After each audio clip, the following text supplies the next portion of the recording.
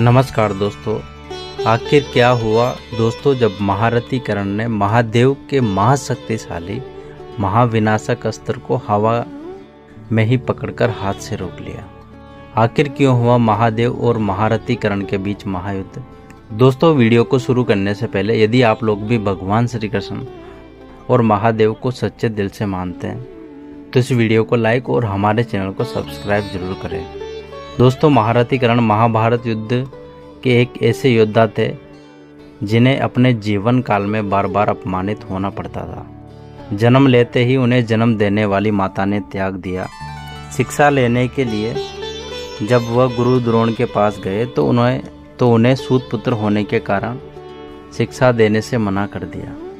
तब उन्होंने एक ब्राह्मण का रूप धारण कर भगवान विष्णु अवतार परशुराम जी से शिक्षा ग्रहण की।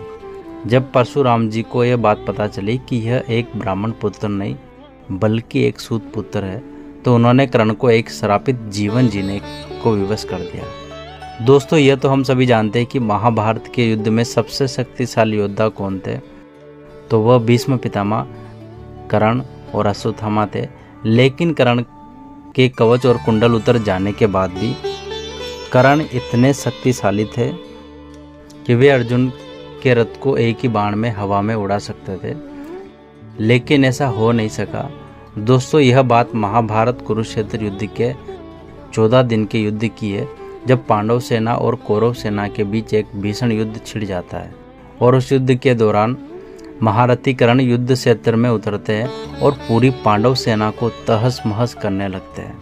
दोस्तों यह देखकर अर्जुन श्री कृष्ण से बोलते, हे माधव, देखिए कर्ण किस प्रकार हमारी सेना को नष्ट करते जा रहा है। यदि यह इस प्रकार चलता रहा तो आज हमारी सेना का सर्वनाश कर देगा। इसलिए चलिए अब मुझे ही कर्ण से युद्ध करना पड़ेगा।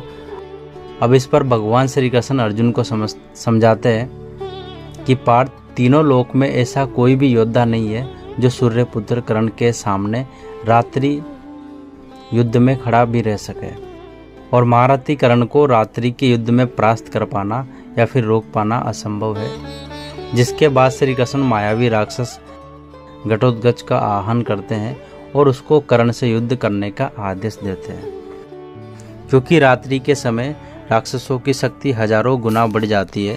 जिसके बाद मायावी राक्षस घटोत्कच अपनी एक अक्षौणी राक्षसी सेना और भीमसेन समेत कई सारे महारथियों के साथ सूर्यपुत्र कर्ण पर आक्रमण करते हैं। अब महारथी कर्ण घटोत्कच से युद्ध करने आते हैं। तब सूर्यपुत्र कर्ण और मायावी राक्षस घटोत्कच के बीच पूरी महाभारत का सबसे विनाशकारी और सबसे भयानक युद्ध छिड़ जाता है। इस युद्ध में महारथी कर्ण अपने तीरों से सभी महारथी योद्धाओं को घायल कर देते हैं और युद्ध छोड़कर भागने पर मजबूर कर देते हैं।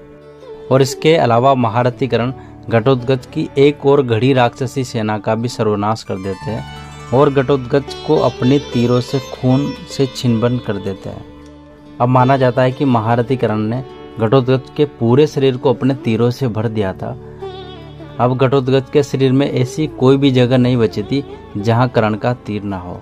अब कर्ण को अपने ऊपर हावी पड़ते देख और अपने प्राण बचाने के लिए मायावी राक्षस घटोत्कच अपनी राक्षसी माया का प्रयोग करना शुरू कर दिया था और वह कर्ण के ऊपर लगभग 1000 से भी ज़्यादा राक्षसी माया का प्रयोग करते हैं और कभी गायब होकर युद्ध में कभी बादल बन जाते, कभी पर्वत बन जाते और कभी आकाश में जाकर कर्ण के ऊपर अनगिनत बाणों की वर्षा करने लगते हैं। परंतु युद्ध में छल और माया का प्रयोग करने के बाद भी घटोत्कच कर्ण को युद्ध में नहीं रोक पाते और सूर्यपुत्र कर्ण अपनी धनुर्विद्या के दम पर घटोत्कच की 1000 से भी ज़्यादा राक्षसी माया को नष्ट कर देते।